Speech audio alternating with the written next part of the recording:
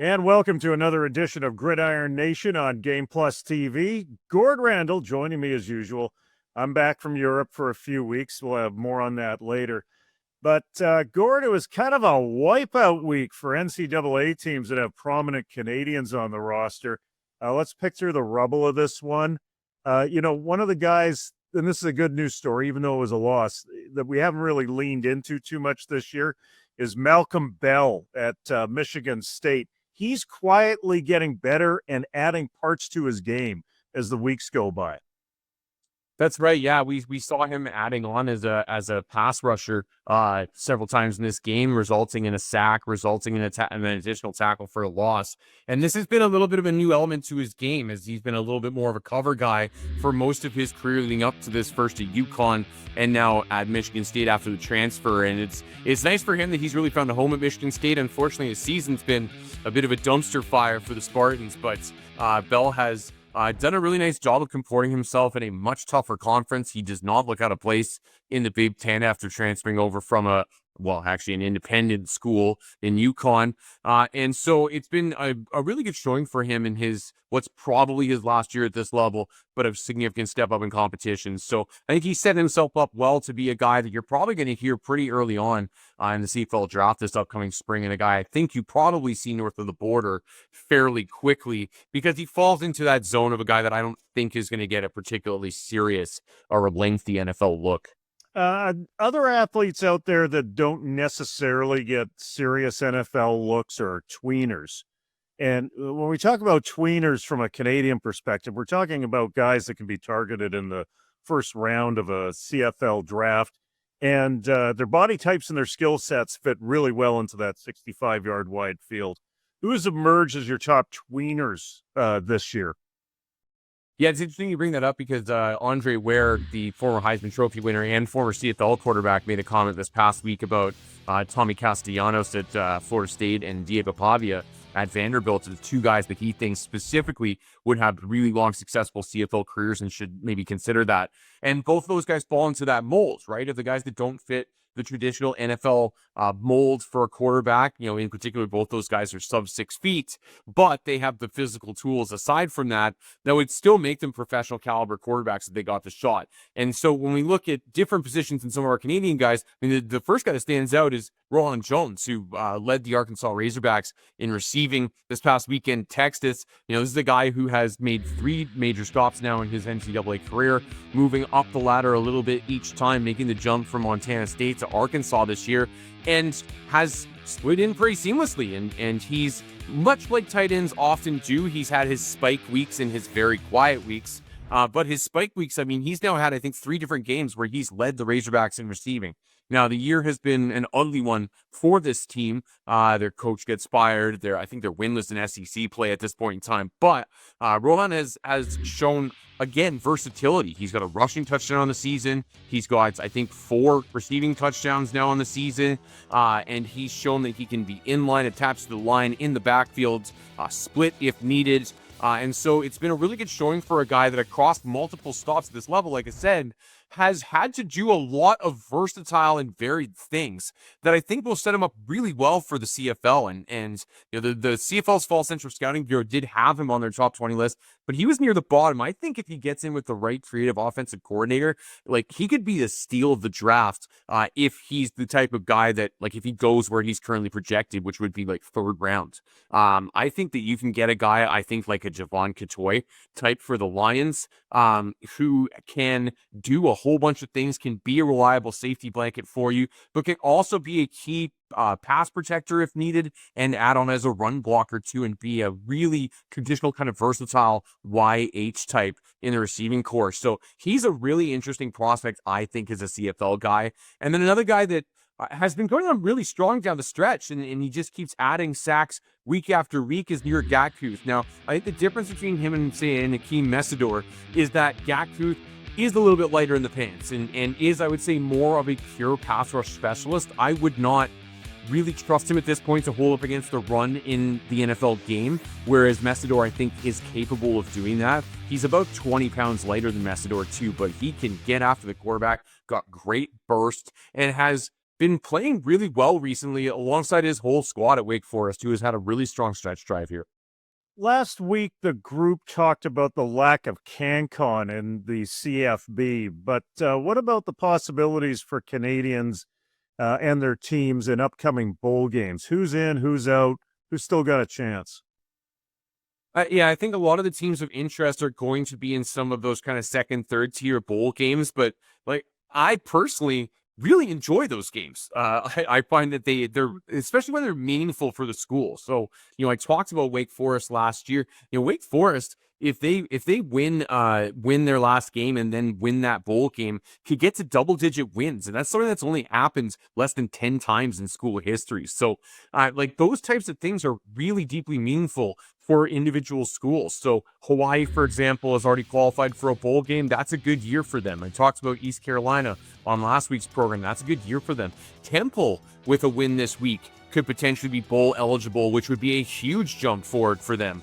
And so it's paying attention to some of these little storylines. Rutgers, another team that needs a win this week to be bowl eligible. Coastal Carolina is just in at 6 wins. So there's a bunch of teams out there that Canadians are contributing to actively that are going to be active in December, but worth watching just because it gives you an excuse, especially when you're off on the holiday break, to sit down and watch the Hawaii Bowl from Honolulu with Hawaii versus whoever comes down there to make that trip. So I think there's lots of reasons to celebrate the wide variety of great stuff in the football postseason.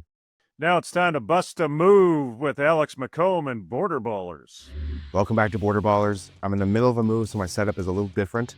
You know who else can really move despite having the gravitational pull of a small moon? Bryce Butler, the Toronto man, bullied his way to another sack against UCLA this weekend and has been running to the rock no matter where the ball carrier is every week. That's a D-line coach's dream, a man on a mission. Let's go to the FCS, where Noah St. Juste caught his first career interception in that OT thriller win for South Dakota State on Saturday. The Jackrabbit from Montreal has been holding it down this season with a sack, a forced fumble, and no TDs allowed. On the East Coast, edge rusher Gideon Badada got in the backfield of Bryant this season, especially on true pass sets, where PFF says he won around 20% of his pass rushes. The Calgary native had 3.5 sacks, 15 pressures, and 4.5 tackles for loss in 2025. That's it for Border Ballers. I'll see you on Saturday. Okay, NCAA Player of the Week, fire away. Jim, I want to recognize the perseverance of a guy that we've talked about on and off for a couple of years on this program, in Christian Vallette. And he's a guy that went to Georgia State after bouncing around a little bit. He was first at Penn State, and then he was at Pitt. Got his chance to start at Pitt. It didn't go great. Ended up kind of getting pushed out of town there. Gets to Georgia State. Starts at Georgia State last season. Loses his job. Gets his job back. Starts this season as the starter. Again, loses his job and kind of left for dead. And it feels like his story is kind of done at this level. And then in the last game of the season for the Panthers, in what's been a lost season for them, he gets to start and gets to come back onto the field. And I wouldn't necessarily call it a triumphant return because of the context of the team's performance, but for him, over 300 yards passing, he had a touchdown and a pick. I think something that he can feel good about, continuing to persevere. He could have jumped into the transfer portal multiple times in his tenure at Georgia State and yet tried to find yet another home. And so it's nice to see a guy who just kept grinding it out, even though it was a lost cause for his season and more of a lost cause for the team's season. And to the point, like, this is the guy that I would love to have seen repad at some point in his career. And I still think that it would be a great idea if U Sports considered maybe giving him a waiver or compassionate exemption to get his one more year of eligibility, because I would love to see him kind of pick himself up off the scrap heap again and end up at, like, I don't know, Carleton in his hometown or something like that, to give them a little bit of a boost and get some talent back in the door here in U Sports. When we come back, we will talk about the aforementioned U Sports. Stick around. High school football coaches nominate your players for the NFL Canada Way to Play Awards. Each week, winners earn a $3,000 equipment grant for their school program.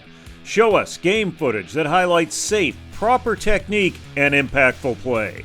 Winners announced weekly on NFL Live and on NFL Canada's social channels.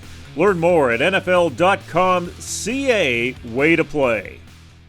And welcome back, everyone. Another year, another U Sports season, and Vanier Cup is in the can. The Montreal Carabin are your national champions. Gord, your thoughts on the game in terms of the quality of football and the entertainment that was there. And then let's talk about it as an event, because I don't think all those things necessarily match up.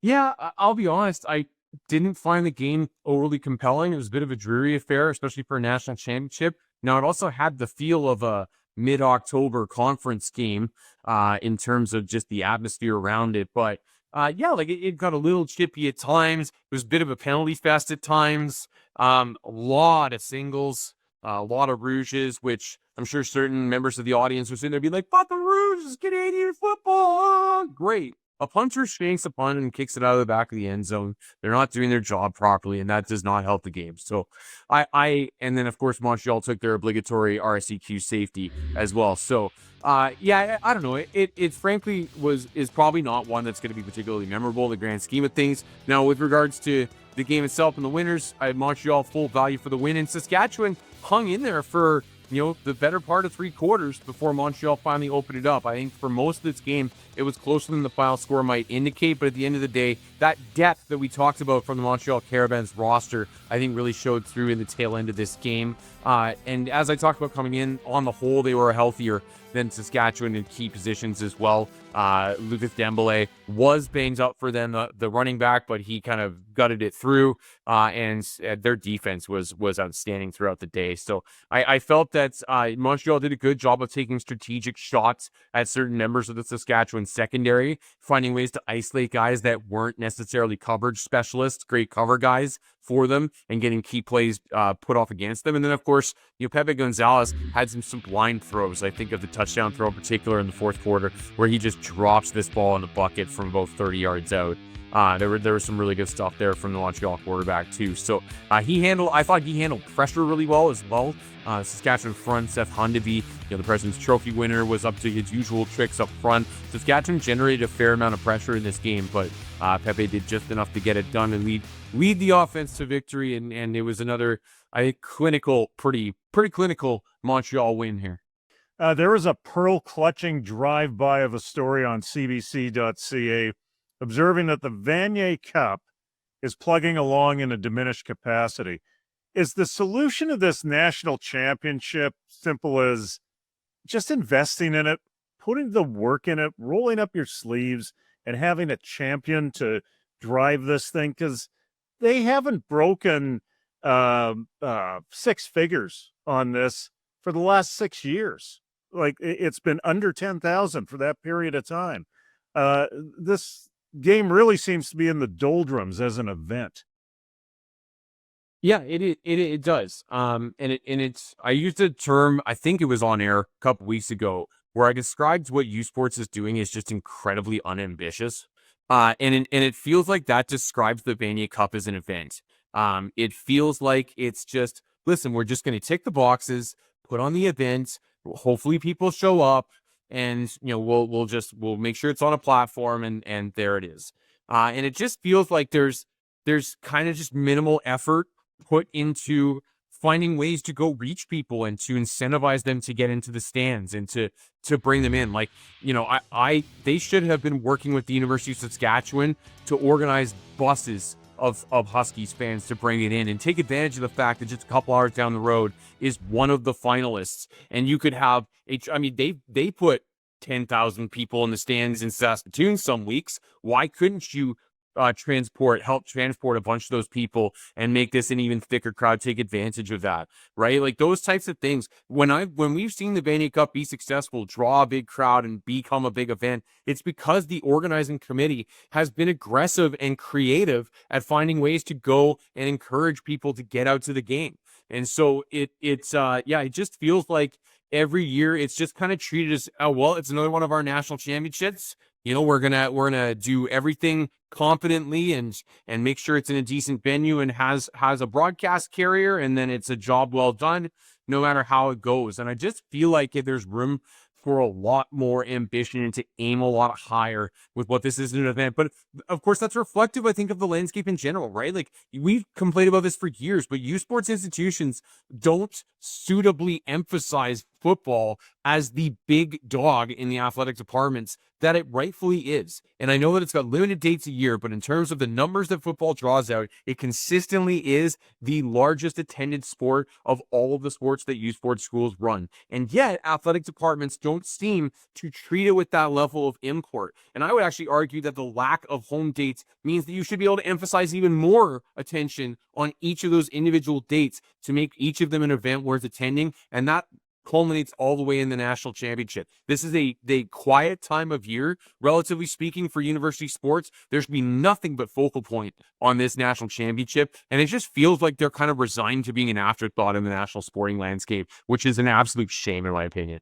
I've had discussions with a number of youth sports football coaches over the last year and a half, and there is the creeping feeling that, I used the word champion earlier.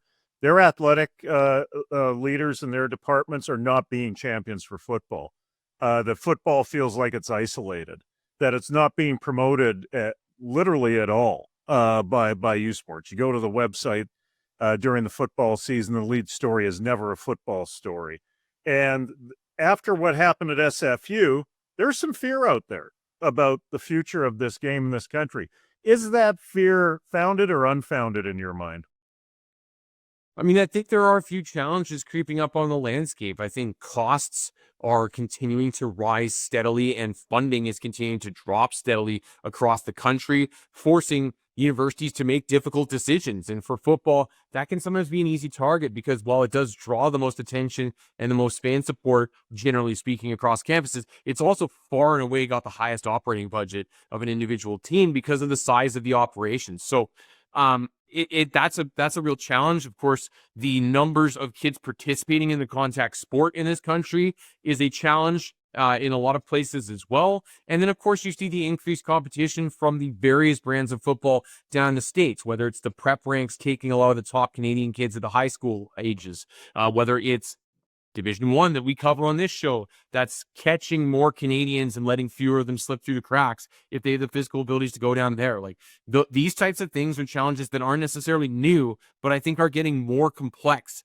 in the 21st century. And then you factor in when institutions just make it seem like they don't have the energy or the interest in promoting this and treating it like a flagship program for the university, you can see why there's a sense of a little bit of pessimism going around with a product that frankly has kind of stagnated over the past decade or so. And so it's what you need though is you need a couple culture carriers to kind of change the way of things, right? You need some dynamic personalities at the national governing body that are willing to take the bull by its horns. You need some flagship institutions that are used as shining examples for the rest of the institutions and held up as this is what we want to be and should be across the board. If you want to be treated as a serious institution in this country and not a joke, then you should be approaching this with the requisite seriousness and attention. So I think it only takes a few key dynamic personalities to shift the narrative, but right now, the narrative is not necessarily going in a great direction for the sport, I don't think. Coming up, we'll talk to the game-winning quarterback for Team Canada, the Gridiron Nation Championship. Stick around. There it is, our CFC 50, the top 10 high school programs in the country for this week. By the way, if you're a high school football player born in 2009 to 2011, head on over to CanadaFootballChat.com to register now for the CFC Evaluation Camp Tour. Stop in one of 9 locations across Canada for your chance to play in the 2026 CFC Prospect Game on TSN. And welcome back, everyone. Canada went and won a gold medal in the closest thing that you could get to a world championship, the Gridiron Nations Championship. And the guy who split duties with Michael O'Connor is Chris Merchant. If you don't know who Chris is, he won a Vanier Cup. He was the MVP of a Vanier Cup, and he was also a Heck Creighton Award winner. And he played a few years in Europe as well, Chris. Welcome to the show. Thanks for having me. I appreciate it. Well, what's it like to go in a very unique situation when it comes to football, represent your country, and go and win an international tournament?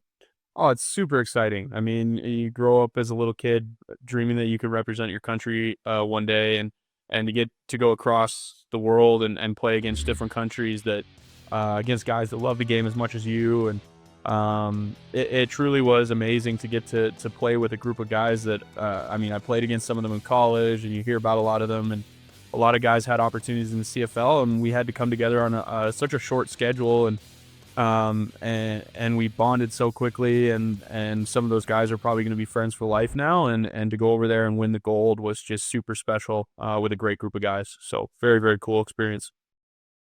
For the players on that roster, going all the way back to the exhibition game that you had in April, have been signed to CFL contracts.